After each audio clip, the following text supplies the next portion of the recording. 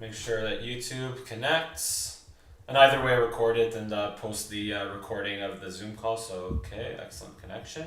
The new room here. Ready? Good. All right. We're going to go full. And we're going to hit record. Big smiles. Good afternoon, everyone, and welcome to today's episode of Langerr at the Mic Live, or I guess we should call it the Three Idiots and a Beer podcast. We are joined by three awesome guests, a new guest here with Mason Peretta, Ryan Silver, and Ethan Myers. How's it going, boys? Real swell. It's nice to be the beer on this podcast. Real swell. It's nice to be the beer on this podcast. Yeah, living the dream. Oh, damn it, Mason, you killed it. You ruined it. It's okay. He's a rookie. Rookie mistake. All right. Anyway, but we're just going to be here to talk a little bit of playoff hockey for the next 35 or so minutes. So, yeah, it'll be fun. Yeah, let's go. Let's do it up. Yeah. So, brackets. We made brackets. We talked about them last week. Some of them look good. Some of them really didn't look good, including my own. Didn't really look good. How are they looking? Still doesn't look good. Let's be clear. Still does not look good. Yeah. Call the Habs and Chicago. Doesn't look good. What a Yikes. But no. I mean, look. Like I regret the Chicago pick more than the Canadians pick. The Canadians have a chance to tie it up and take it to 7 because Kotkaniemi may or may not be a bust. But anyway, we'll get to that in a bit. But honestly, I'm actually feeling pretty good about everything else except for maybe the Boston series in my bracket. Because I had Carolina taking it in 6, but Boston pretty much is taking care of it because James Reimer is scarred against the Bruins in playoff games in third period. So, I don't think you can blame James for that. I don't think you can blame Reimer for that one. Whoa. Okay, that game was in the bag. How are you going to blame the man with the best nicknames in hockey? That's a good point, too. But that game was in the bag until Reimer. And Carolina stopped playing. I don't think you can blame a single one of those goals squarely on Reimer. The first one? The first one he made it so the first one what a terrible play by the defenseman who just wasn't ready to turn around and leads to a breakaway. Reimer makes a play for a challenge to stop it, and it doesn't quite work out. How can you possibly pin that as James Reimer's fault? You just let him get it. You absolutely what? Okay. That's honestly. So here's the thing. Common play in hockey is that the goalie will come out and rush them. So as a goalie, what are you trying to say? You need to know your player. He needed to know that it was DeBrusk on the other side. He was not going to make it to that puck first. He had to stay back in the net. That is a 50-50 play. You can come out, but he had to make that decision a lot earlier than he did. Because got a better chance at stopping the play. He didn't have a lot of time to make that decision. But also, in a 2-0 game, though, in a 2-0 game, you don't there's not exactly a need to come out that aggressively, but if you do, you gotta go much earlier. You can't wait until DeBrusk is halfway to the puck. At what point though? I agree with your point if it's like a red line breakaway, but as soon as you see the play developing, you come right out. Yeah, but that's exactly what he did. I don't think either of you. What both of you guys are totally ignoring in your statements are when exactly that breakaway materialized into a breakaway. This is absolutely not something that developed at the red line. That is crazy. Okay, this happened within 6 seconds. I'm saying more that he should have not come out. I'm saying he should not. He should have just played it like a breakaway, but because if he is going to come out of his net to break that play up, it has to be a much faster decision. That's what I'm saying. He was fine on the timing. He was totally fine on the timing, and DeBrusk made a great play. You can't just be like, oh, that's Reimer's fault that wasn't a win. It's were we just going to undermine the contribution that Jake DeBrusk made? He absolutely blew the defenseman under the water. He blew the defenseman under the water and then was able to maintain possession of the puck like that around Reimer. You did not make the right decision. He did. It was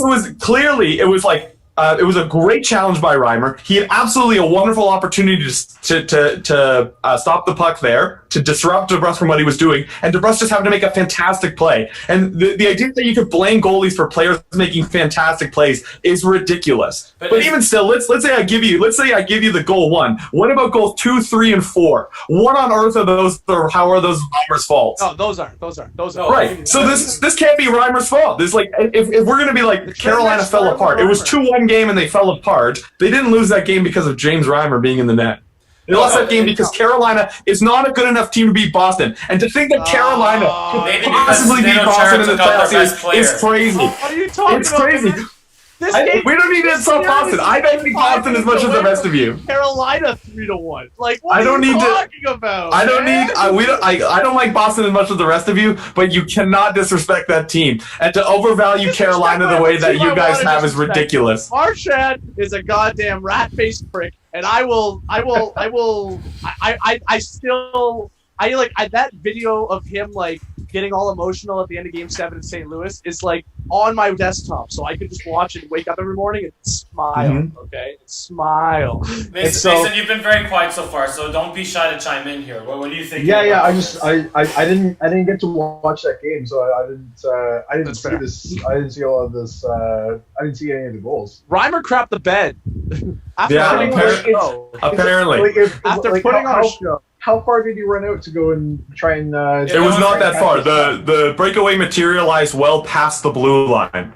They were in the zone, and he had a very short window. He tried to make the opportunity. He was absolutely close. Like it was not the case that he had a ton of white ice in front of him, and DeBrusk easily moved around. Like the guy DeBrusk had to make him by like 10 feet or something. No, he had to make a very skilled play by just chipping the puck beside Reimer and barely being able to reach it to score. If Reimer didn't go out there would barely even be a breakaway because the defender was on his man. That is absolutely false. Did you watch the replay of that goal? He had to take him to the outside. He had him going to the outside. No, he didn't. Had a great chance at what? Taking that save. Oh my goodness! Where did he score the goal from? When he was dead center, and then to move the puck around Reimer, he had to score it from just reaching to his left. He didn't have a straight line to the net. The defender was a step behind him. He would have had that. What does that mean? If the defender is behind me and I'm going forward, how do I not have a straight line to the net? Oh my goodness, man! Do you even know hockey? I'm like, what is he going to draw? Like a hooking call? Like, okay, sure, I'll take that any day over Reimer going out. Yeah, so maybe it was the defenseman's play. Like, I'm sorry, if the defenseman was that close to be able to disrupt the play and take a penalty, why didn't he do that? He tried to, but then Reimer came and. No. You can easily take a penalty. It's not very difficult. If he's that close to the player, he can hug the man for all I care. Actually, question: right? If Reimer gets side of the crease, does he still get the free penalties too? Yeah, for sure. He might have got one there. But here's a bigger story, and that's serious, guys. Here's a bigger story, though. So what I did find is that Yaroslav Halak yesterday, or in Game 4, wasn't very solid. He was better in Game 3. Not early. But he wasn't as good as maybe Tuukka Rask. No. Ethan's got a great point. He had a great third period, only like one goal in off of 2 shots. Yeah, exactly. He allowed the first goal. The first shot that he saw. But what you guys thought that he saw that period went in the net, and that was 17 minutes in or 18 minutes in. It was nuts, man. I found he really struggled, particularly in Game 4. But Boston was good enough to win that game. But here's the thing, though: what do you guys think of Tuukka Rask opting out after Game 3? Because there's been a lot of mixed reactions to that. So what do you guys think?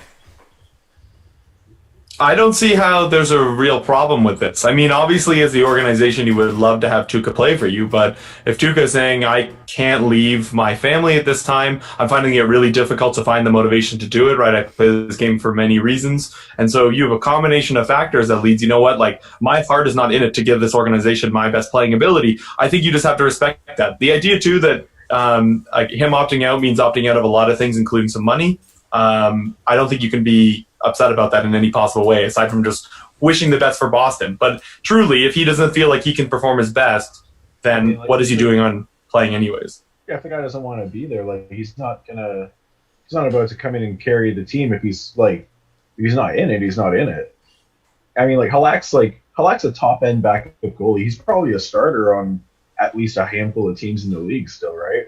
Absolutely. Yeah, as I was telling Ethan before the show, it's just like, if it was any team to have it happen, Boston was the most set to lose their starting goaltender because they just have another starting goaltender. Although the way he played yesterday was not a great caliber, and it was just Carolina just absolutely just falling apart. I'm gonna cry if I keep talking about that game. but here's my problem though with Tuukka Rask though. I mean, again, I completely agree with all of you guys are saying, and absolutely look, if you have to be with your family for having a newborn, child and having and your wife needing you to be there, and maybe if you're stuck in a bubble with your NHL team and you can't be all in the game because your head is with your family, then absolutely go home, be with your family, opt out, exercise that right. But here's the problem: do it in the qualifier round at any point. Do it right after game 1. Do it right after game 2. Or maybe do it right after game 3, but do not do it an hour or two prior to puck drop of game 3. Well, it probably wasn't the case that it was necessarily just that. Like, and he'd probably been in contact with the Boston organization for a good period of time. Sure, and like, that he was, I don't imagine that was a sudden thing for them. I honestly hope so. Guys, heads up, bye. The coach came out and said that he was informed about this.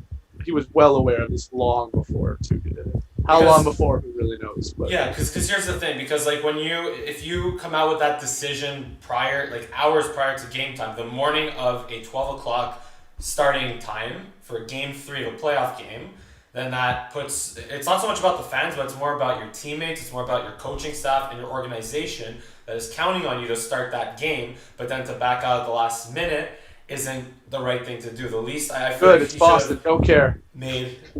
Neither of us really, I guess, care in terms of Boston. None of us care here. Even the Habs fans, exactly. The dirty Habs fans. But yeah, just like, exactly. He agrees. Dirty Habs. Hey, we're in the playoffs now, and you're not. So whatever, you know. We're playing in your home stadium, 2 blocks playoff games, 2 blocks from where I live right now. And yeah, you're scoring like as many goals as the Leafs were, like just like the last game. Yeah, but we're playing. Yeah. We're still playing.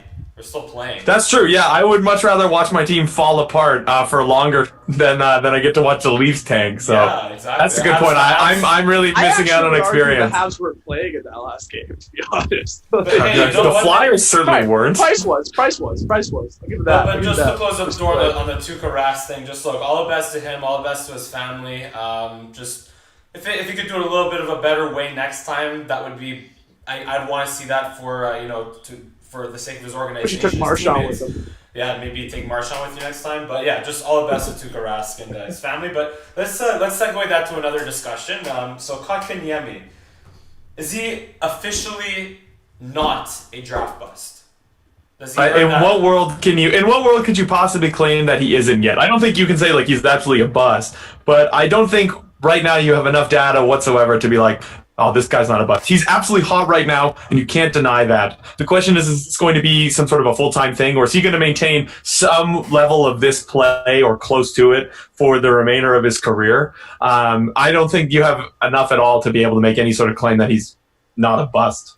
I don't even think it's fair to be in a conversation about whether or not he's a bust yet. Like, he's been in the league for, not even 2 full years. He's on the Habs, so that's already fighting an uphill battle. He shouldn't have even been on the Habs yet. He was rushed into the league so you're right, so hard. It wasn't fair to him, really. Like, he shouldn't have been in the league that first year at all. And there's an argument he shouldn't even have been in the league this year. Yeah, it's not fair to be put on the Habs. I agree. He was drafted 3rd, and as a result, had higher expectations for him. Mm-hmm. But he wasn't ranked to go 3rd in that draft. He was set to go 5th, 6th even. But he was just the best center available, so he got moved way up. Yeah.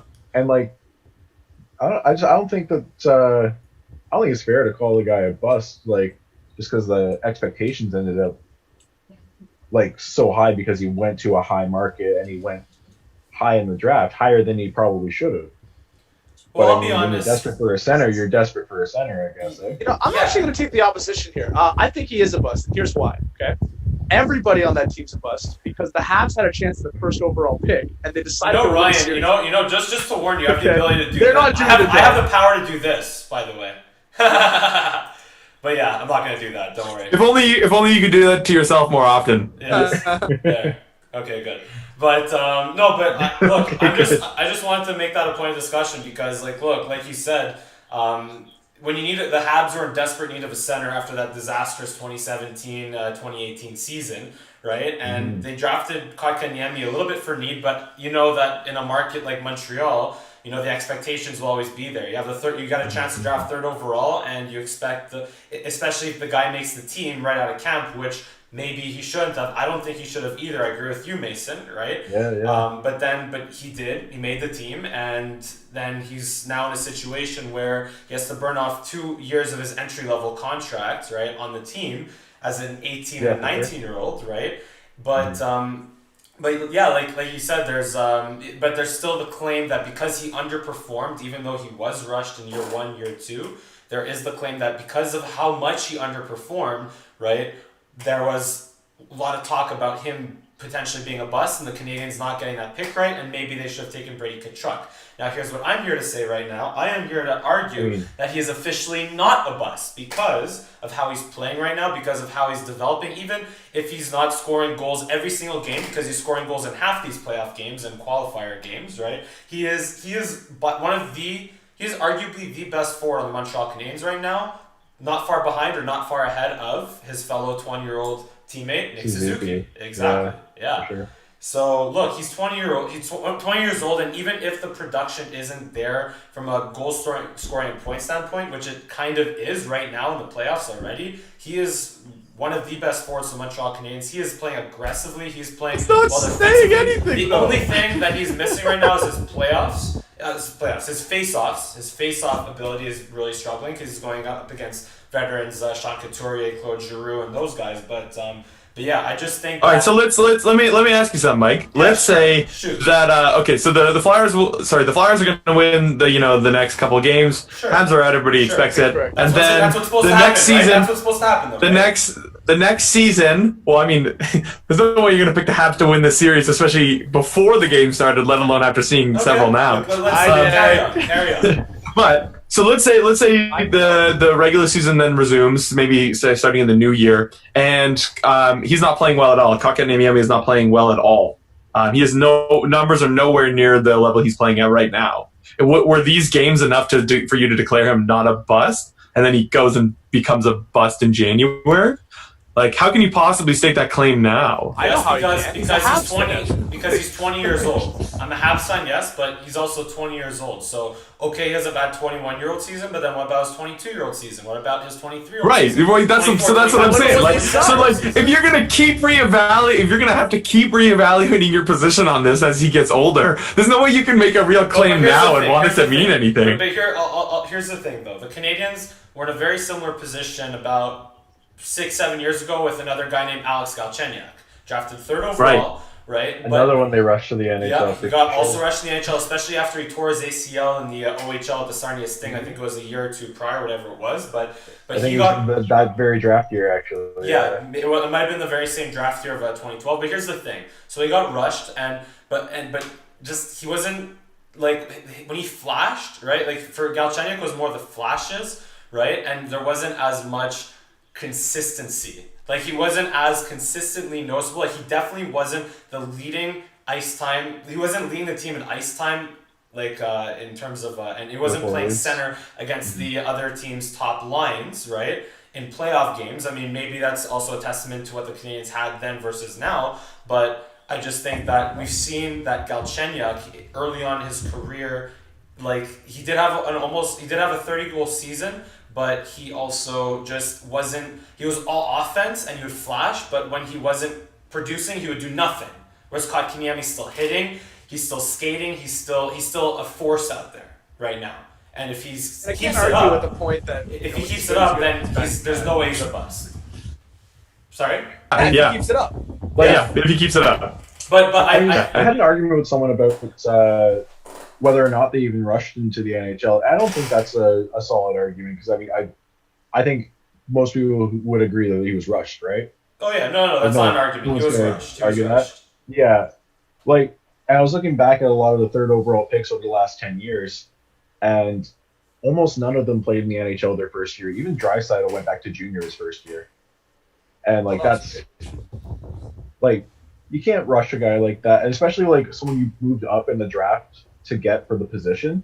Like a lot of the fifth overall picks don't solidly stick in the NHL until their like third year earliest, right? So like I'd say this coming season would be like the best indicator for him.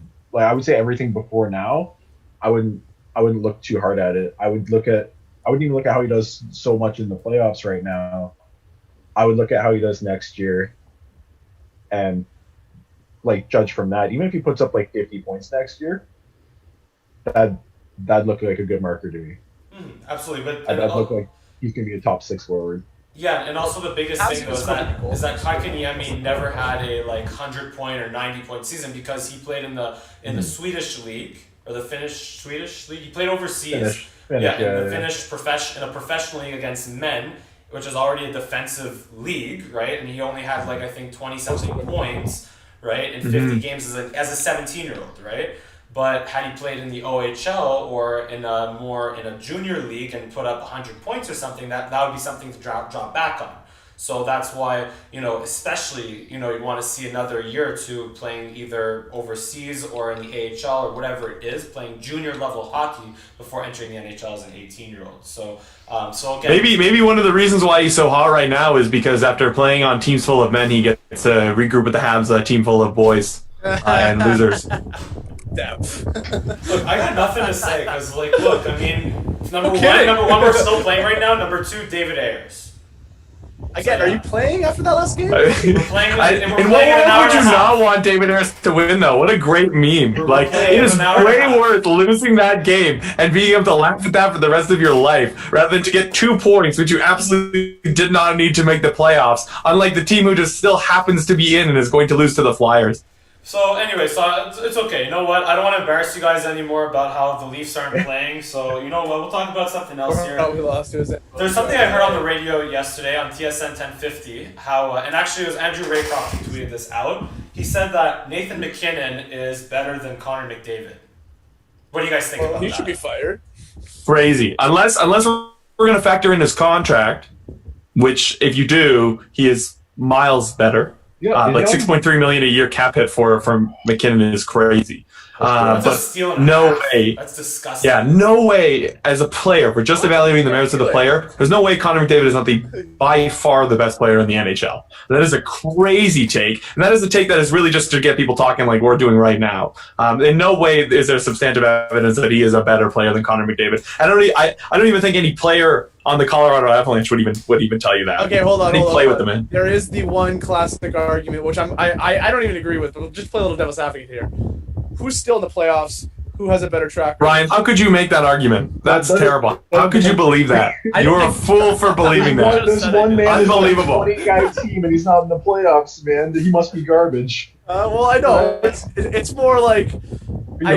Colorado. Yeah, Ryan is crazy for lobbying that. That is easily the 4th craziest thing he's ever said on this podcast. I can't wait to talk about it. Well, here's the thing, though. I mean, they're very close. They're very, very close because No, they're not. No, they're not. They're about 5 points a year separated from each other because Connor McDavid is how can you possibly factor individual stats? Look at the team. Look at the lines, even. I mean, yeah, that's crazy. Not to take away from Draisaitl. Again, I'm not going to lie. He only plays with Draisaitl half the time. Yeah, right. Right. I'm not agreeing that McKinnon is better than McDavid. I'm just playing a little devil's advocate here, like Ryan. And yeah, he does have the benefit of having Draisaitl there. Ryan is just living up to the idiot mantra of this podcast. You are playing the devil's advocate because you are wearing that ridiculously bad-looking shirt. I at least expected more coming from you than the guy wearing the Dolphins jersey. Fins up except for every 4 years. Fins up except for 1 week every 4 years. I'll give you that. But let's go. Screw the Pets. So we can just all agree that that was stupid. Andrew Raycroft saying McKinnon's better than McDavid. Yeah, it wasn't as stupid as what Ryan just said, but it was stupid. I mean, good. Let's not talk about Andrew Raycroft at all. That's just crazy. Or Ryan. Or Vesa Toskala, or Cujo, or the Dolphins, or Jonas Gustafsson, or James Reimer. Let's please never ever mention Vesa. Down to talk about Toskala though.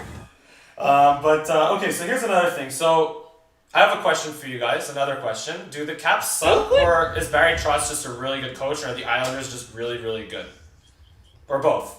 I'm gonna say both, and you gave me 3 options. Yeah. I consistently don't respect the Islanders enough, and every year I go in and I'm like, okay, well they're gonna get crushed by that team, whichever team they're playing that year. and every year they come out and they're like they look dominant, and there's some teams in this league that I just don't respect enough, and I know I don't respect them enough. But every year they prove me wrong, and every year I go in still not respecting them. Like the Flyers, I know the Flyers are a good team; they have strong players. Oh, they're not. I go in every year and I'm like, yeah, if I wanted like my team to play any team in that top four, it's the Flyers. I mean, like, I called the Habs. I called the only sweep I've called so far was the Caps over the Islanders. Wow. So who's a bigger idiot now? I'll You're right. It's almost like Tough look. you have nothing. You have no right to say that, Ethan. Okay. Okay. Oilers in three. Oilers in three. Pens in 3. Pens in If I could have, I would have picked Vegas in 3 as well, and also so. Hey, but Chicago got one. Chicago got one. So. Oh, can we talk about that? I We won got the first one. bet of the show. I won the first bet of the show. We made a water bet. You lose. Now, although to be fair, we shouldn't be stealing things from other podcasts. We should make our own version of a water bet. But I did call that you said there's a 0% chance that Chicago would win a game in that series. I'm pretty sure I said the score. I see the series at 3-1. I'm gonna need to see the transcripts on that, Val. I will help you. Hey, they're on my channel. Just check them out. I'm gonna need to see the transcripts. Yeah, I think you can afford a claim like that. Can our director get it up, please? Mike, can you please put that on there? Yeah, I'll have to rewatch all Sorry, of them. sorry. I can understand though why you're so upset, and I would appreciate it if you wouldn't redirect the anger of yourself for picking Carolina to be a Stanley Cup contender and go that far in the bracket. Series is Please don't redirect that toward me. They don't have their starting goaltender. Exactly. They have a second starting goaltender instead, and they have the best line in hockey. But Carolina has a chance. Sorry, are you listing like a bunch of reasons why you Carolina. still shouldn't have picked Yes. Carolina? Yes, But we Yeah. also couldn't Yeah. have expected Svechnikov to get Tough look. smooth-footed by Chera. I mean, Well, what you really wanted to What sit else? down and What else is he gonna What are you gonna do? He's 43 years old. He can't move. He just has to Yeah. reach out and keep people from trip people on their way by. he just has to intimidate them with you the Just play sound. to win the game, Just and keep Carolina's losing certainly that not game. doing that. Oh my goodness. Oh, can we not bring up this game anymore? Can we move on to the next subject, please? Could the next subject not be about Carolina? All right, so who's the worst goalie, James Reimer or Jan? No, I'm kidding. So what's up more evenly at match series do you guys think? So I find Calgary-Dallas is so fun to like. Honestly, I've been scoreboarding watching that all the time because like the Stars are my favorite team in the West as a Cowboys fan, right? But yeah. So I find every time I look at that scoreboard, it's like 1-0 for 2 periods, and all of a sudden it's like 4-3 or 5-4 like within seconds. Right? Yeah. Like, and it's 2-2 today. I think they're playing this afternoon, if I'm not mistaken, right? But what do you think is a more evenly matched series? That one or St. Louis and Vancouver? It's Calgary-Dallas all day for me. I think Vancouver and St. Louis might look closer than it potentially is right now because of games being 2-2. The early dominance of Vancouver and now the resurgence of St. Louis. And I think St. Louis played a fundamentally different game last game than they have been playing all series. And I think they can keep that up given that they have the cup pedigree. And I think at that point, Vancouver's gonna have some flashes and probably going to keep every game within reach. But I don't think they're as closely matched as Calgary and Dallas. And I think whenever you go into that series, any particular game, you can flip a coin. That's who's going to come out on this one. Yeah, I completely agree. Calgary Dallas is the most even series. Like I really like watching the Vancouver St. Louis one. It's a very exciting one to watch. I like the young players in Vancouver, but I mean, I can't imagine. I didn't imagine that they were going to come in and just like go 4-1 on St. Louis or anything like that. Right. Like I imagine St. Louis is about to come back. I'm not sure Vancouver will win another game this series. Yeah, I mean, look, Ryan O'Reilly is in playoff mode now. He's in Stanley Cup playoffs mode. Like that's just, and to think that he went from what was it? Like he went from Buffalo. Where was he before Buffalo again?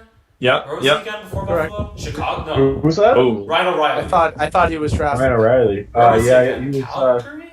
Colorado. Colorado, yeah, Colorado. Oh, right, never mind. My bad. So we went from Colorado Second to round pick Buffalo Colorado, to St. Louis for what was thought to be like a ripoff for the Sabres getting all those draft picks and prospects for Ryan O'Reilly, but it paid off. Like he just wakes up in the playoffs and wins a game almost by himself. And like and if Ryan O'Reilly keeps it up, like that's their Vancouver Canucks, they're having a tough time. He was the MVP for a reason last year. Yeah. He's gonna try to do it again. It's awesome. Like the way I see probably it, in my opinion. Yeah. No, just that series is a matter of experience by the Blues from last year versus the youth and new nucleus of the Vancouver Canucks. And honestly, I think it's a shame that these guys are playing each other in the first round because they both deserve to play each other at least in the second or third round, you'd think, right? So, How good is Quinn Hughes? Just to chime in quick, I agree that the Dallas-Calgary series is closer, but I disagree on coin flips. Calgary's been the better team, period. Both teams have had mediocre goaltending throughout for the most part and high-scoring caliber, which is awesome. But Calgary did have the one game where they said, you know what, let's actually play well, and had that 2-0 shutout. So I think Calgary, as I called before, and I'm going to stick with it, is going to win that series. Will it go to 7? Probably. But I think Calgary is going to have a dominant performance, and they're going to win that one. On the other side, Vancouver had their fun. I agree with Mason. St. Louis is going to win the next 2 games. They showed why they won the Stanley Cup last year, and it's not going to look as even by the end of the series. We haven't even mentioned Jake Allen coming in for Binnington yet. Let's go!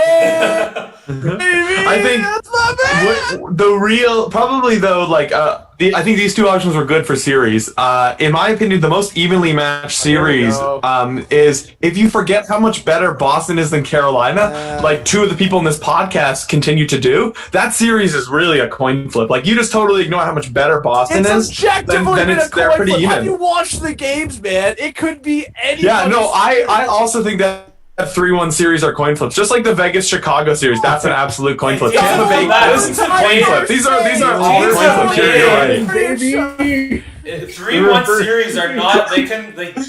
So many teams have come back from 3-1. Right, it's not 3-0. 3-1. How many teams have not? Sure. Because I promise you, the proportion of teams who come back from 3-1 are. Baby, okay, let's go. I just know that the Montreal Canadiens, ever since the Toronto Maple Leafs have won a playoff series, the Montreal Canadiens have come back, I believe, from 2 deficits of being down 3-1 against top teams. That's awesome. That's sweet. Since the Leafs have won how many cups have they won? How many cups have they won since then? How many cups have you won the last 50 years? I mean, I'm not making claims about the Leafs. I think, I'm just making claims. Honestly, we've been here. Series can still be a series. That's my claim. This is our 4th episode on, and that's the first time he's brought that up. So I got to give credit to Mike. I have to give credit to Mike. Like, honestly, I just heard it's tough though, and that's all you have to drop back on. Like, you know. Yeah. Yeah, listen. I'm not saying that the Leafs are not in a worse boat than the Habs. I'm just saying to ignore the fact that the Habs are in just as bad of a boat, if potentially not worse with their current lineup. Then it's have a better chance of winning the playoffs next year than the Habs do this year. You're correct, but like as if like that is just going to be the secret as to whether. It's been like that for 50 years. The Leafs have a 100% just as much of a chance of winning the cup as the Habs do chance. this year. Okay, we have just as equal of an opportunity at winning the cup this year as the Habs do. Okay, like so anyway, before this gets all out of hand, I would just like to end that, guys. We have 4 minutes left, so I just want to close this out here. Yeah, we can. Sure. Close it out like Carolina did last night. Oh my God! Exactly. So just real quick, yeah, let's do that. So with that being said, I mean, I guess I feel like we already debated all this, but which series that is on the brink of 3-1 more likely to go to 7? Chicago, Vegas, or Arizona, Colorado? Which one's more likely to go to 7? Go. Chicago, Vegas, all the way. Arizona. The fact that Arizona got 1, I'm surprised. Me too. Yeah. Can I say neither? I'm just gonna go ahead and say neither. One sentence. Just gonna say neither. Ryan. I'm trying to think. It's like which one has more of a chance of their team crashing like a bus or something like that, or some travesty happening, but nothing. So it is equally impossible for either of those to go to Game 7. Cowards. All right. What about Columbus? Way to steal my answer there, Ryan. Columbus, Tampa, or Boston, Carolina? Again, which one is more likely to go 7? We keep bringing it up. Quick. 1 one sentence answer. I can sum up everybody's response. It's got to be Tampa and Columbus because there's like a negative % chance that Boston Carolina goes any more than the next game. All right. And I want to Thank slap you. this guy. Can I slap you virtually? Is that? There you go. Thank you. Hit harder. Way harder than that, man. Okay, God, so dang it. So before we end the show here, just I always like to end with predictions, and then we're going to announce the idiot of today's show. So predictions of our brackets in the first round. Are we keeping our picks or are we trading our picks? I would like to switch my pick to Boston. Oh wait, no, I actually picked Boston. Yeah, no, I'm good. I would like to pick. I like to switch the Capitals getting swept or sweeping the Islanders when it looks like the Islanders Yeah, are sure. the Capitals. So I'll right back at you. Sure. I was surprised you actually didn't vote to switch your Habs pick. No, That would have been probably I'm just as switching- smart. okay, so I will switch. Would have my- been just as smart. That's still very much a series, but I will switch my Chicago pick and maybe my. But I think I'd actually switch. Yeah, my Chicago pick and my Carolina pick. But everything else I'm keeping. Everything else I'm Yeah, keeping. that's very understandable. That's a very, very smart and mature decision. I Yes. keep everything because I don't back down. Let's go, baby. All right. Very Well, immature. That means Ryan's the idiot of the show. Awful. That means Ryan is the Awful. unanimous idiot of the 100%. show. Awful. Yes. Zero Ryan's sports gonna be intelligence. the idiot of every show now. Can we talk about Ryan is Carolina at this show successfully. Washington has a better chance of bringing that series to 7 than Carolina. Sorry, not Carolina. Franken. Yeah, the Carolina has of winning even a single game from ending. You're absolutely right. That's a great way to wrap the show up. I think we can all agree that the idiot of the show deserves to Ryan. There's been many highlights today, just like the amount of third period collapse goals that happened last night. There have been many brain lapses that have just made their way out of this episode. So my idiot vote absolutely going to Ryan here. Mason? Oh yeah, Ryan all the way. Ryan all the way. Ryan, do you agree? I mean, I'll just give it No, to Ryan. Mike, and not. do you vote yourself? Because I vote for you. Well, even if I vote for you, the vote would still be 2-1. So that means Ryan, you're the idiot of today's show, and you got to wear a stupid hat. Well, that's not how math works. That would be 3-1, and so I would like to change I'm saying, my vote to I'm saying Mike. even if. Hey, no, listen. I said even if I vote for myself. Votes are not final. The votes are not final. Even Ryan's the idiot. Hey, this is my show. Ryan, you're the idiot of the show for next episode. Beat that guy. I made that one. I this overruled. dictatorship. Yes. This dictatorship, man. Oh. Yeah, this has been a Langerr the Mike, 3 beers and an idiot edition of Langerr the Mike here. Thank you for joining us. Thank you for being on the show, boys, and we'll look forward to seeing you again soon. I'm not. Pleasure. Back. Let's go, Bruins. Thanks for watching, guys. See you next time. Damn it.